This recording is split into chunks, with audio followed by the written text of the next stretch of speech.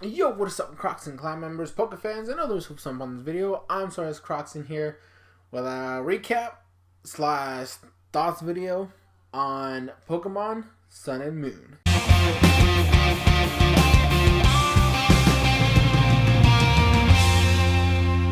So I finished the anime as I stated I would in the last episode review I did last week, where I was going to marathon the rest of the quote-unquote first season of Sun and Moon anime.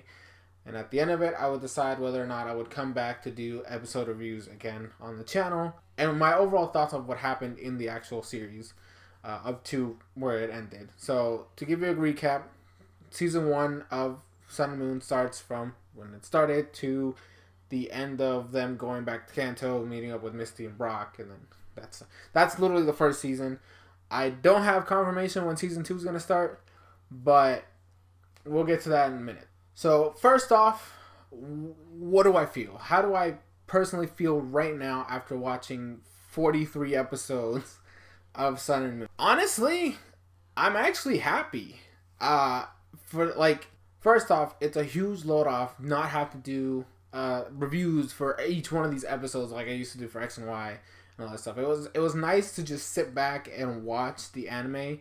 Again, I did do my typical thing where I would nitpick certain things. I would get upset about certain things. I enjoyed certain things. Like even with X and Y, like I hate it. I hate X and Y. But there were things I liked about it. It's not like I hated every episode I watched. I was able to, pick out, things that I enjoyed in the episodes. It's just that as an overall package, I really didn't like it. In this one, it's kind of the opposite, so far from what I've seen. It's not, there's very few episodes in this anime that I actually hate. There are a lot of things I nitpick. For one, I don't like Team Rocket showing up. I mean, they're doing a good job. I'm not going to give, they're doing a good job with Team Rocket. I do want to bring up some negative points I have with this season so far, and what I feel is going to be a major problem going forward. I don't like the constant spamming of Z-moves. It's an issue I had with X and Y, where as soon as Mega Evolution became a thing, you saw Mega Evolution all the time. Alon became an integral part to the whole Mega Evolution arc and all that stuff, and it fed up into Ash and the Greninja form, and that whole debacle where it was literally just spamming the Greninja form left and right, and it really irritated me. I don't like random power creeps that are not necessary. They're actually not necessary whatsoever. And I feel like they're doing that right now with Sun and Moon. They're spamming Z Crystal. Every time there's a battle in the anime, Z Crystals. Everything is a freaking Z move. No matter what, the battle has to end with a Z move. Oh, hey, you're down, but I have to beat you with a Z move, so here's a Z move. I could have just beaten you with a random move, but I gotta use a Z move. For the effects, I couldn't really tell you. So I really don't like what they're doing there. I like how they're somewhat integrating the other characters to be able to have access to Z moves. So, for example, the series started off with Kiawe having the fire Z crystal, which is fine. We have to set up the thing that Z moves are a thing in the show. So Ash gets his, and during the process of season 1, he does get, I believe, 3 Z moves. So he has the normal one, he has the electric one that he got from Tapu Koko. He has the grass one, and the last one he got was the rock one. So he has 4 Z moves, 4 Z crystals right now. But they also integrate Lana. Lana ends up getting a Z crystal. She gets the water Z crystal, which I thought is amazing. I like the fact that these other characters are hopefully going to get something out of this. So it's not just Ash having Z crystals, because then it really makes the rest of the cast pointless if they can't use these moves, especially since most of them are specialists in a specific type. Although, I am a little upset that by this point in the season, obviously this is something that maybe will be fleshed out in Season 2, but we have 5 students? No, hold on. Ash, Kiawe, Lana, Mallow, Sophocles, and Lily. So we have 6 characters, only 3 of them can use Z-Crystals right now.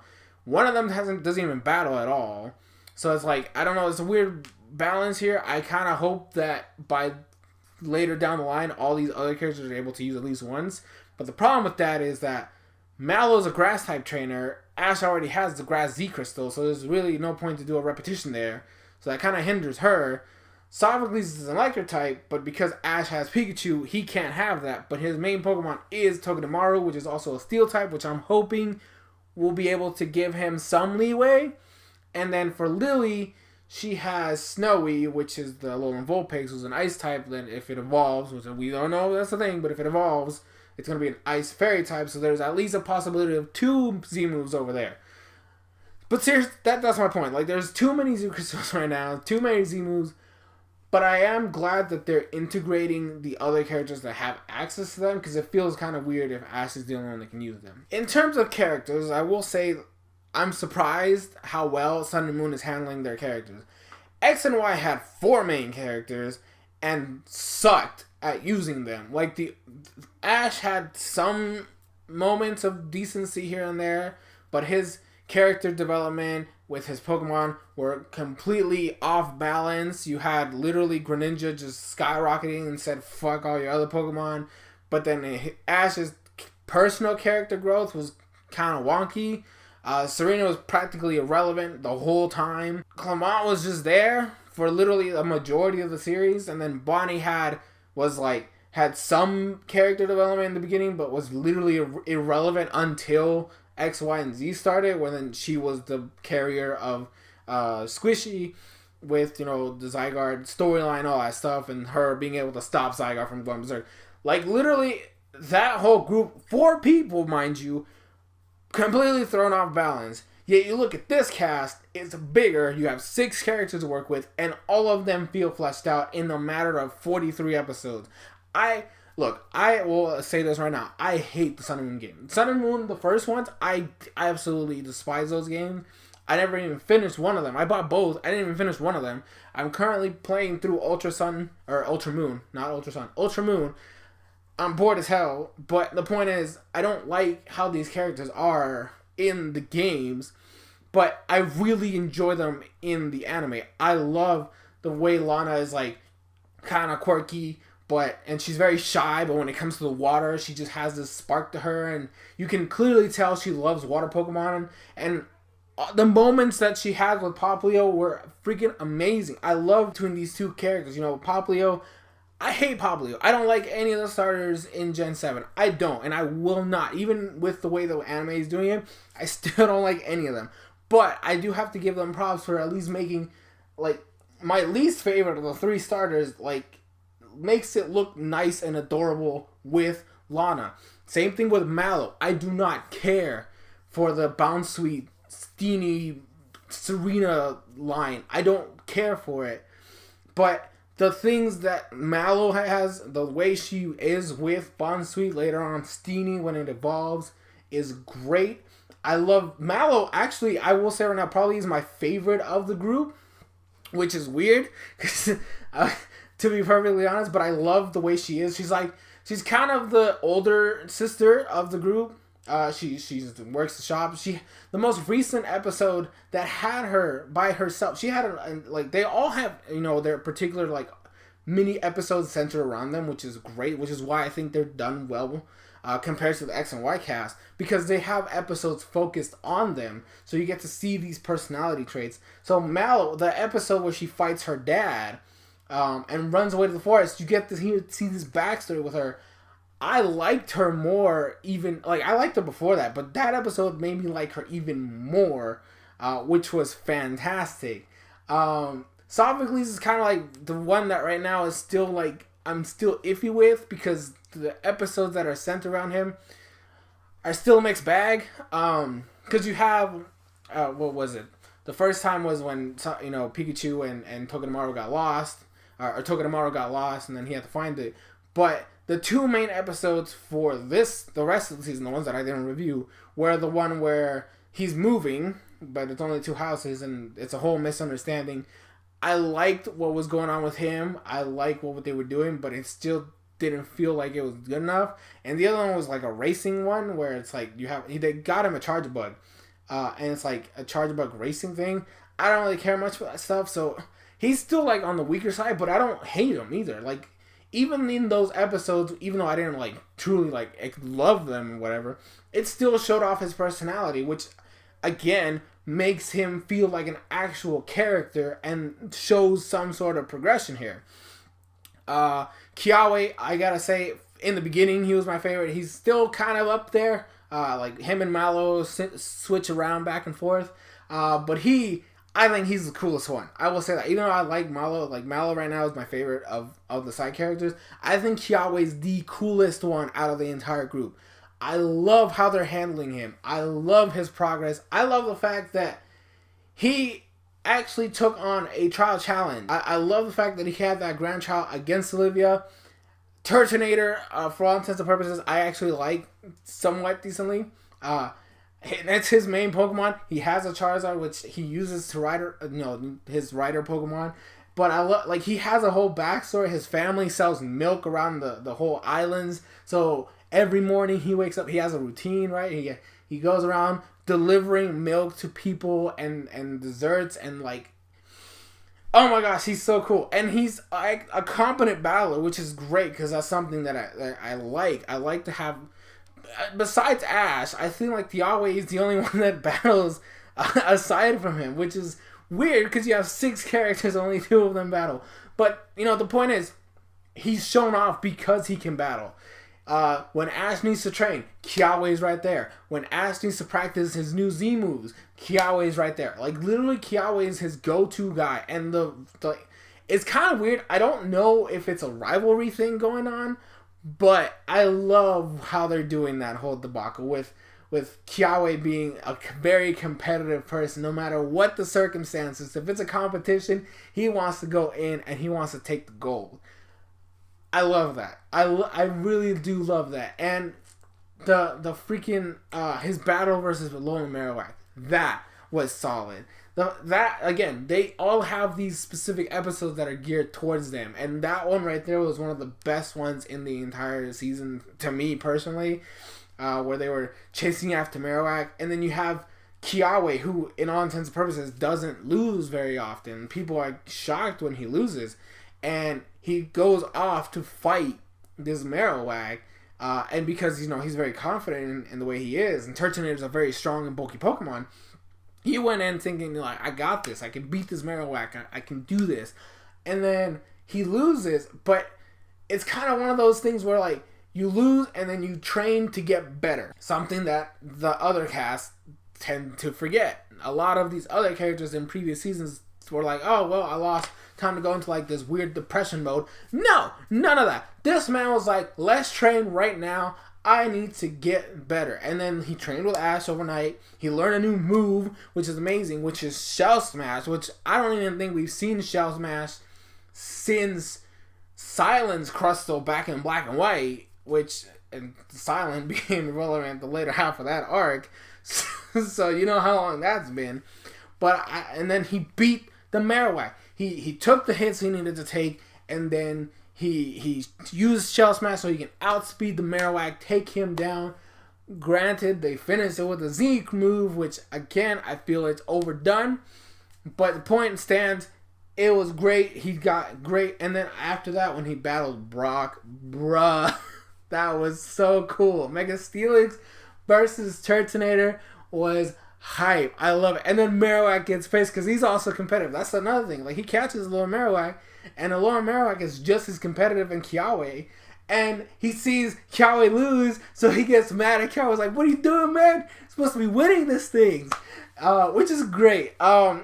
And then obviously Lily's the last one. And I will say I don't know how I feel about Lily yet. She's the one that's like, I don't think she's the weakest, but I think her character growth is much better in the second season from what I've seen, like read about future episodes of what happens. I think Lily's development comes even more so in the second season because that's when the Team Aether stuff is going to happen. Because, like, as of right now, it's episode 3. She does have a Pokemon, which is great, but she's not really a trainer. In fact, she doesn't even battle very much. I think she's only been in 2 battles at this point. But right now, like, her main gimmick is that she doesn't like touching Pokemon, which it's kind of, I guess, it's trying to play off that cute factor of like, you want to help her, you want to give her a hand to, you know, get over her fears. But it's just kind of a weird fear. I know in the games, it wasn't really like that. She just didn't like battles, because she doesn't like seeing Pokemon get hurt. I guess they couldn't really translate that into an anime where most of the combat or most of the progress is like people battling with Pokemon. So it probably wouldn't make sense. Plus, it's a school setting, so I guess I had to give her a different type of issue. But again, I don't. It's weird because like it didn't take them that long to like at least address one issue, because like she has the Vulpix right now. She hatched it. It came from an egg, and she was scared to touch it, and then her I guess motherly instincts kicked in, or like her Ash instincts. That's literally the best way to do it. When a Pokemon gets hurt and you jump off a building to catch it, that's literally Ash. I think that should be like a term to be done automatically. She pulled an Ash to catch the Vulpix, so she didn't want to get hurt, which means like an instinct kicked in and she touched the Vulpix, and then after that point she's been holding on to Vulpix the whole time. Then Pikachu was the next one, which I guess, you know, you need to get the mascot in there, otherwise it feels kind of weird that one of the main characters doesn't like touching Pikachu. And then after that it's just like a random Tauros or something. I don't remember what it was. No, it was a Stalin. It's one of those things where like I feel like it's progress, but it's slow, and I don't know how I feel about it yet. Plus, it's like out of all the characters, she doesn't really have a goal. Like Kiawe is just to be the best. Ash just wants to be a Pokemon master. Sophocles wants to be an inventor type thing. Lana wants to create the best meals for her restaurant, or her dad's restaurant, and Lana is like, she wants to make Popplio as strong as she can get. Like Lily right now is the only, besides wanting to be able to touch other Pokemon, she doesn't really have a goal. So like, she feels kind of weird to me. Alright, another thing I do want to, I'm sorry that this video is kind of long, but I do want to try to address as much of this as possible, because like, it's the full thoughts. Team Rocket, when they show up and are not needed, I don't like them. When they show up and they kind of have a purpose, I still don't want them there, but I'm okay. I'm not like too hateful of it. I got tired of the Beware gag literally like episode 12. I don't care for it, even though they're trying to play it off as like different ways that Beware just randomly pops out of nowhere and like takes them, but it gets kind of old.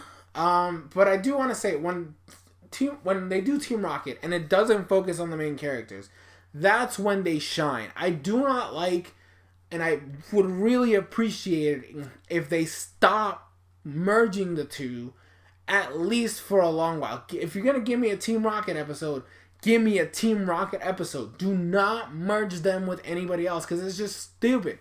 Unless you do what the Jessie Mimikyu episode. That's the only acceptable thing, where they show up in the beginning against the gang and get blown away, and then you have just Team Rocket for the rest of the episode. You don't even focus on the rest of the guys. Like maybe you show like maybe a scene or two with Ash and the gang, but it's literally a Team Rocket episode, because I think those are good.